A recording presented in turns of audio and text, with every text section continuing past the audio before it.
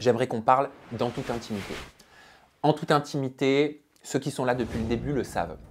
J'ai posté ma toute première interview en toute intimité, c'était le 26 avril 2015. Je me rappelle de cette date comme si c'était hier. Si vous voulez avoir plus d'informations sur le pourquoi du comment, parce que sinon j'en ai pour 1 heure et demie à tout vous raconter, l'origine de pourquoi je l'ai fait, de quelle façon, comment j'ai réfléchi, tout ça, ça c'est dans mon livre. Donc je ne vais pas passer 1 heure à vous le raconter, mais je veux juste faire une mise au point là-dessus. Ça va faire 7 ans.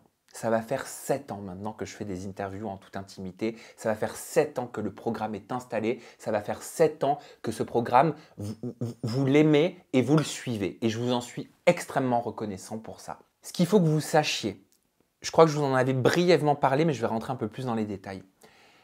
Je me suis fait mon auto-analyse cet été. Oui, je profite toujours de chaque été pour réfléchir, pour prendre du recul. Je me pose dans le jardin, je regarde les étoiles, je regarde la lune et ça m'inspire. Voilà, ça me permet de me recentrer sur moi-même et de faire le point, de faire le bilan. Et j'ai réalisé une chose, c'est qu'en fait, je trouve que j'ai trop produit d'interviews en toute intimité. J'en ai fait trop. Je pense que je suis un peu comme un drogué, mais version vidéo. Ça veut dire, à chaque fois que j'enregistre une interview, à chaque fois que je produis une vidéo, je me sens bien. Ça me rassure. J'ai l'impression que bref, ça me fait du bien. Je ne sais pas comment vous l'expliquer, ça me rassure. J'ai l'impression d'exister, j'ai l'impression d'être quelqu'un, j'ai l'impression de suivre mes projets, de suivre mes objectifs. Mais ça me crée un sentiment de sécurité, peut-être un faux sentiment de sécurité, parce que c'est ce que je sais faire, parce que c'est ce avec quoi je suis arrivé sur YouTube.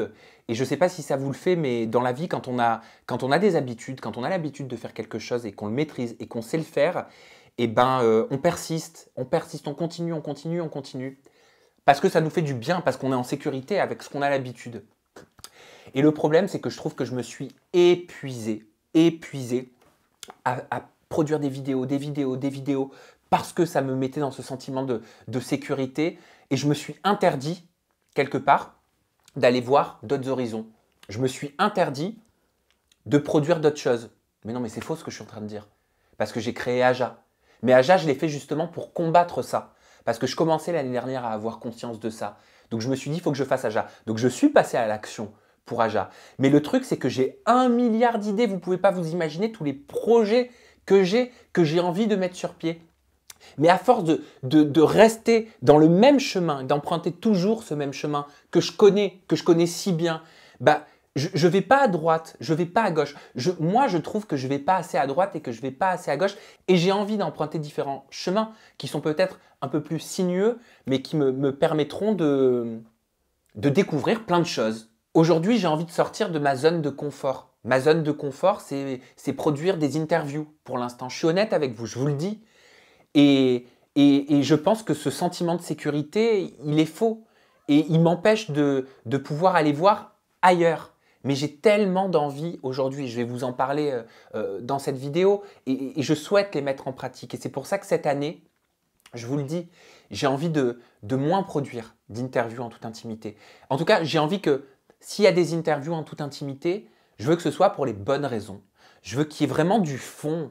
Je veux qu'il y ait vraiment un vrai sujet, une vraie discussion basée sur une putain d'authenticité. C'est pas évident tout le temps avec la télé-réalité, je vais pas vous mentir. La télé-réalité, c'est un genre qui évolue énormément, qui change beaucoup. Je sais que vous le voyez, je sais que vous vous en rendez compte. Et moi aussi, j'évolue avec ça. Ce que je veux vous dire, c'est que je l'avais réalisé, mais je commence vraiment à le comprendre et peut-être à avoir le déclic. Je réalise que dans une carrière professionnelle, il faut savoir prendre des risques. Voilà, c'est ça le mot. Et aujourd'hui, j'ai envie de prendre des risques. Cette année, cette saison, je veux prendre des risques. S'il y a des risques que je prends et que ça ne marche pas à la finalité, c'est pas grave. Je vous l'ai toujours dit, ma chaîne YouTube, je la vois comme un laboratoire. J'ai envie de tester plein de choses. Et pour ça, il va falloir que je prenne des risques. C'est pour ça qu'il y a des nouveaux projets qui vont arriver.